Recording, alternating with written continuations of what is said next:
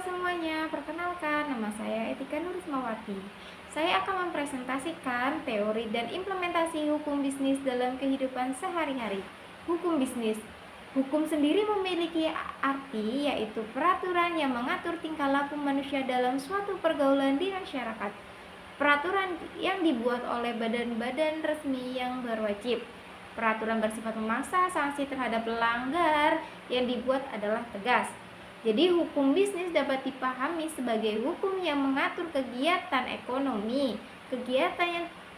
Kegiatan tersebut berupa perdagangan, jasa, dan keuangan yang terus-menerus dilakukan untuk mendapatkan keuntungan. Pada prinsipnya, hukum bisnis merupakan aturan tertulis oleh pemerintah yang dimaksudkan untuk mengatur, mengawasi, dan melindungi semua kegiatan usaha, termasuk kegiatan industri, perdagangan, dan jasa, dan segala hal yang berkaitan dengan keuangan dan kegiatan usaha lainnya. Hukum bisnis adalah peraturan yang dikeluarkan oleh pemerintah untuk mengatur perdagangan dalam kegiatan ekonomi guna mewujudkan keamanan dan ketertiban perekonomian Indonesia. Pelanggaran aturan hukum di area bisnis ini akan dikenakan sanksi berat. Berikut sumber hukum bisnis yang berkaitan dengan dasar terbentuknya hukum bisnis. 1. Asas kontrak adalah apa yang dilakukan oleh para pihak agar masing-masing pihak memenuhi kontrak. 2. Asas kebebasan berkontrak, yang menurutnya para penyelenggara dapat membuat dan memutuskan sendiri isi dari kontrak yang telah disepakati. Menurut perundang-undangan, sumber hukum bisnis yaitu sebagai berikut. 1. Kitab Undang-Undang Hukum Perdata KUHP Perdata mengatur baik hubungan kebendaan maupun hubungan antara perseorangan dengan badan hukum. KUHP Perdata mengatur tentang jual beli, persewaan, pinjam meminjam termasuk kredit dan lain-lain. 2. Kitab Undang-Undang Hukum Pidana KUHP yang mengatur antara lain kejahatan dalam bisnis seperti penipuan. 3. Kitab Undang-Undang Hukum Dagang KUHD yang secara khusus mengatur hal-hal niaga yang tidak diatur oleh hukum perdata seperti bentuk perusahaan termasuk CV dan perseroan. Ketentuan lain dari hukum perdata, pidana, dan non-pidana seperti undang-undang perusahaan yang diatur oleh undang-undang perusahaan atau undang-undang yang terkait dengan penanaman modal yaitu undang-undang penanaman modal. Tujuan hukum bisnis. Perundang-undangan bisnis dibuat untuk mengatur dan melindungi bisnis terhadap berbagai resiko yang mungkin timbul di kemudian hari. Di bawah ini adalah beberapa tujuan hukum bisnis yang perlu diketahui. 1. Memastikan fungsinya mekanisme keamanan pasar secara efektif dan tepat, melindungi berbagai jenis usaha terutama jenis usaha kecil menengah UMKM. Membantu perbaikan sistem keuangan dan sistem perbankan, memberikan perlindungan kepada pengusaha atau kontraktor. Lingkup hukum bisnis itu sendiri meliputi bidang-bidang sebagai berikut, antara lain 1. Kontrak dagang. 2. Aspek hukum badan usaha. 3. Hubungan kerja. 4. Hak karyawan intelektual industri. 5. Larangan monopoli dan persaingan tidak sehat. 6. Perlindungan konsumen. 7. Pajak. 8. Pertanggungan. 9. Penyelesaian sengketa niaga. 10. Kebangkrutan. 11. Undang-undang lalu lintas. 12. Hukum perbankan dan sekuritas. 13. Hukum perdagangan internasional atau perjanjian internasional. Hukum bisnis yang ada dalam kehidupan sehari-hari yaitu pengkreditan. Mana hukum bisnis saat ini? Salah satu contoh yang paling sering kita temukan, bidang pengkreditan sendiri memiliki berbagai bentuk. Sebagai salah satu contohnya, bentuk pengkreditan yang ditawarkan oleh pihak bank untuk para pelaku bisnis juga memberikan tawaran bunga yang jauh lebih kecil. Selain contoh yang ada, saya sebutkan beberapa pula sebagai contoh hukum bisnis lain, mulai dari asuransi, hak kekayaan intelektual, hukum anti monopoli, kewajiban pembukuan, jaminan hutang, jaminan hukum perbankan, dan berbagai contoh lainnya. Pentingnya sebuah hukum bisnis dengan perkembangan pesat dunia bisnis yang terus-menerus bertumbuh dan merembah ke berbagai bidangnya. Baik hal tersebut menyangkut barang ataupun jasa, bisnis yang ada saat ini sendiri menjadi salah satu pilar penopang yang digunakan untuk mendukung perkembangan ekonomi serta pembangunan. Semua pelaku bisnis atau pengusaha sendiri juga tidak dapat terlepas dari hukum bisnis agar segala kegiatan bisnis yang dilakukan dapat jalan dengan tertib, lancar, serta aman. Hal ini dilakukan agar semua pihak yang terlibat di dalamnya tidak ada yang rugi akibat aktivitas bisnis tersebut. Salah satu contohnya adalah Undang-Undang Nomor 8 Tahun 1999 yang merupakan undang-undang terkait perlindungan konsumen. Di dalam undang-undang tersebut terdapat aturan yang harus dilaksanakan oleh setiap pelaku bisnis untuk mencantumkan label halal serta kadaluarsa untuk setiap produk yang dibuat dan dikeluarkan ke pasaran. Dengan adanya aturan dan kewajiban tersebut, maka pihak konsumen juga akan terlindungi kesehatannya. Hal ini dikarenakan terdapat jaminan perlindungan apabila produk yang dijual atau dipasarkan sudah kadaluarsa. Hal ini juga berlaku untuk khususnya bagi muslim. Nah, itulah penjelasan singkat terkait hukum bisnis yang dapat saya sampaikan. Untuk kurang lebihnya saya minta maaf dan terima kasih.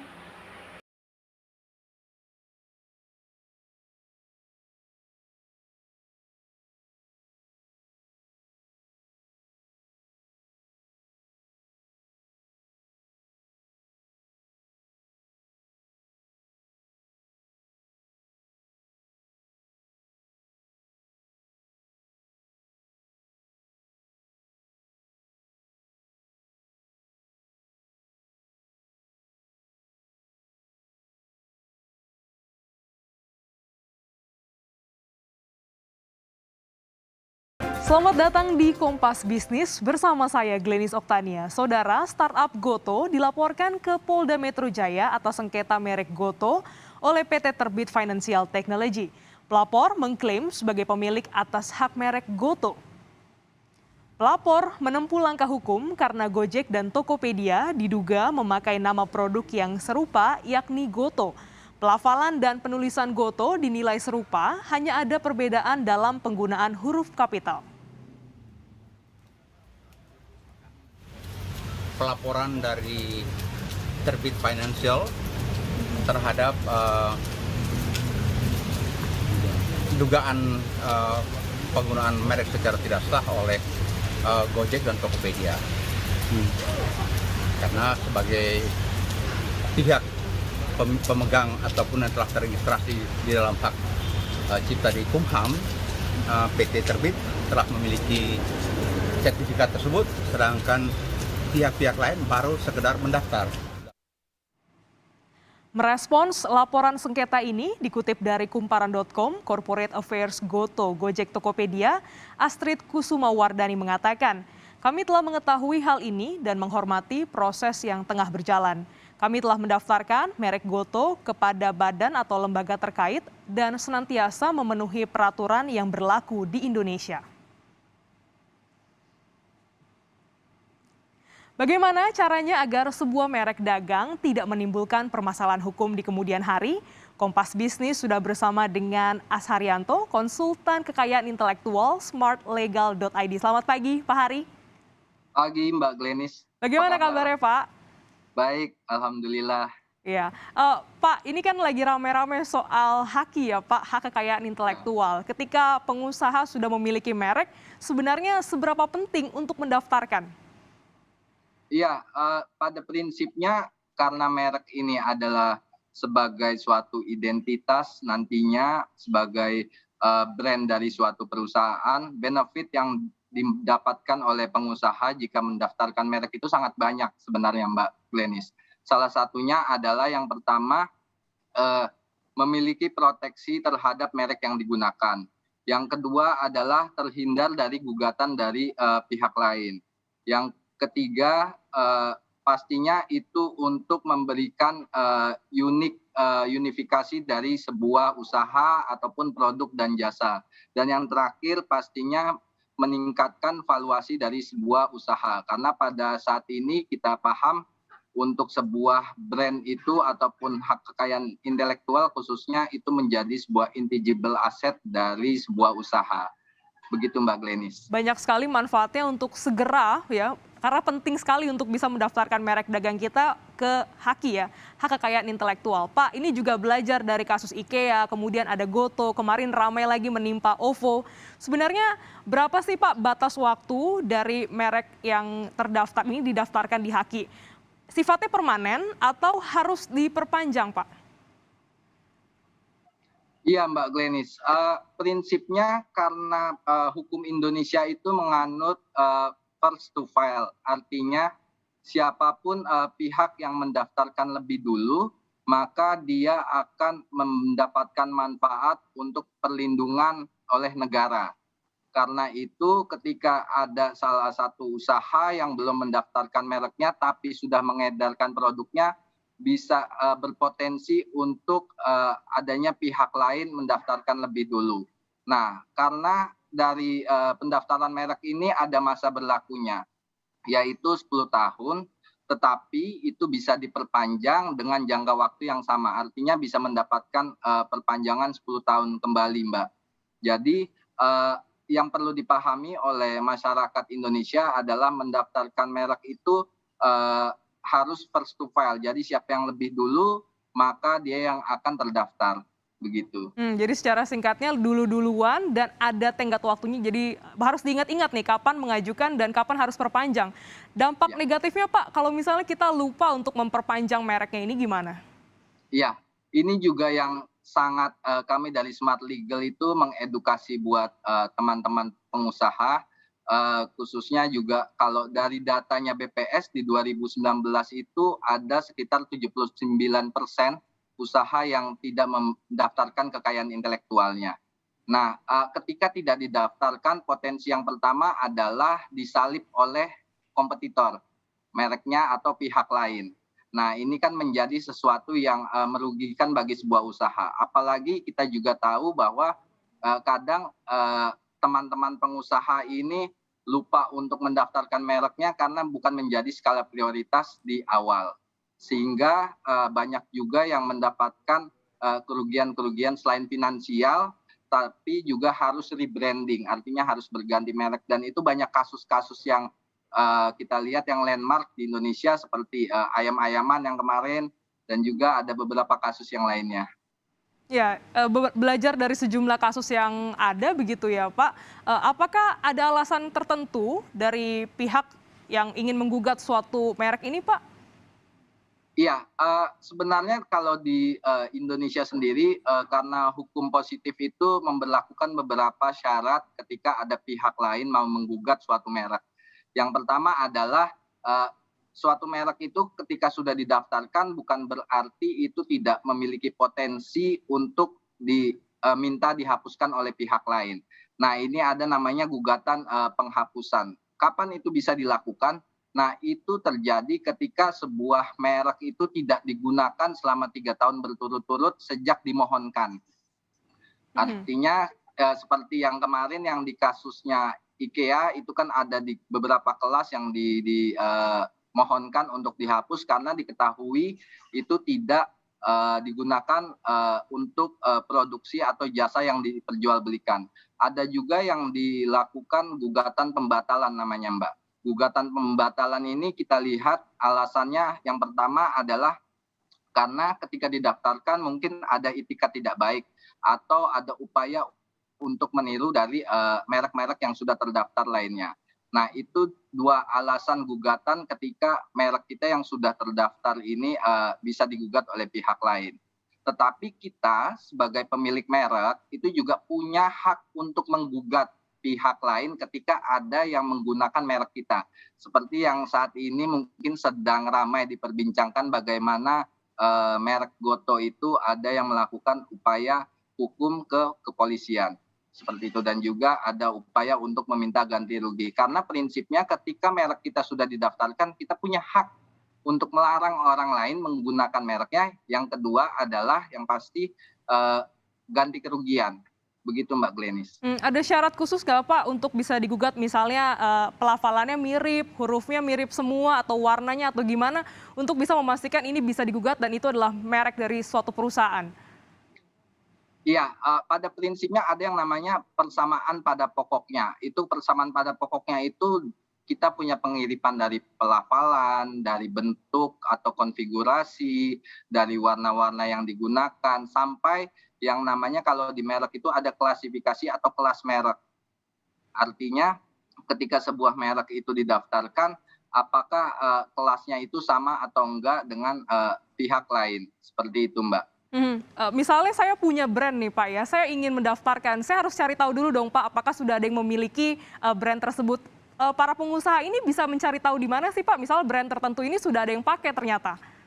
Iya.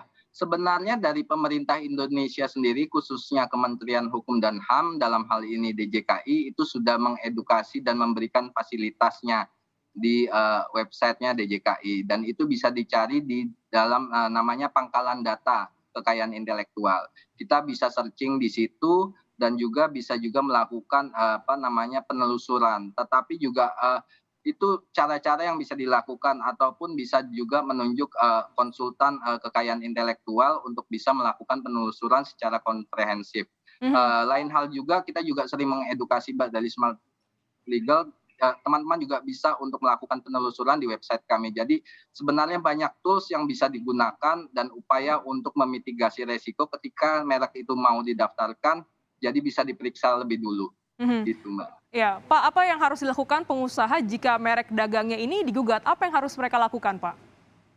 Ya, pertama adalah kalau kami biasanya mengedukasi pelaku usaha itu memastikan ketika merek didaftarkan itu memiliki itikat baik. Artinya tidak dalam upaya untuk meniru ataupun menjiplak ataupun kita bilang mencoba menyamai-nyamai dengan merek pihak lain. Dan lain hal juga ketika kita digugat, yang paling penting adalah mempersiapkan segala dokumentasi yang waktu pendaftaran. Karena itu menjadi penting bagi setiap pelaku usaha untuk tertib dalam dokumentasi dan administrasi. Selain daripada itu juga kalau memang dirasa butuh bantuan dari pihak lain ataupun kuasa hukum, ya menunjuk kuasa hukum yang memang mempunyai keahlian dalam kekayaan intelektual, yaitu bisa lewat konsultan KI yang sudah ada datanya di DJKI gitu, Mbak. Terakhir nih Pak Hari, sulit nggak sih Pak untuk mendaftarkan merek haki? Apa yang harus dilakukan para pengusaha ini? Ya, sebenarnya tadi kalau soal sulit secara prosedur itu memang ada beberapa tahapan yang harus dilalui, tapi semuanya bisa dilakukan mungkin dari rumah ataupun kalau dirasa khawatir salah ya menunjuk konsultan kekayaan intelektual. Tapi yang paling penting dalam proses pendaftaran merek itu memastikan ada keunikan dari merek yang ingin didaftarkan. Kalau misalnya mereknya itu dirasa memiliki pelafalan yang mungkin sama dengan merek lain dan juga memiliki corak ataupun konfigurasi dari sebuah gambar itu mirip ataupun berpotensi menyerupai dari merek lain, nah ini perlu dimitigasi oleh teman-teman pelaku usaha. Tetapi yang paling penting dari proses pendaftaran itu adalah biasanya yang kami temui dari teman-teman pelaku usaha itu kesulitan untuk menentukan kelas merek. Karena kelas merek itu ada sekitar 40 lebih dari produk dan jasa. Sehingga teman-teman itu kadang pennya bingung ketika produknya ini masuknya di kelas berapa, dan ini yang menjadi challenge dalam pendaftaran. Karena itu kita terus mengedukasi banyak hal yang bisa dilakukan terlebih dahulu seperti penelusuran ataupun membaca artikel-artikel seperti itu, Mbak. Dan setelah semuanya itu unik dan dirasa sudah oke, nah itu bisa melakukan pendaftaran ke DJKI. Siap. Bagaimana melakukannya? Ya yang pasti melalui online dan juga persiapan dokumennya. Kalau pribadi itu cukup dengan identitas diri. Kalau misalnya perusahaan atas nama perusahaan ya dokumen perusahaannya, Mbak. Oke, jadi bisa didaftarkan segera online ataupun ke kantor langsung di Dirjen Hak Kekayaan Intelektual. Terima kasih Pak Asaryanto dari Smart Legal ID yang sudah bergabung di Kompas Bisnis pada pagi hari ini.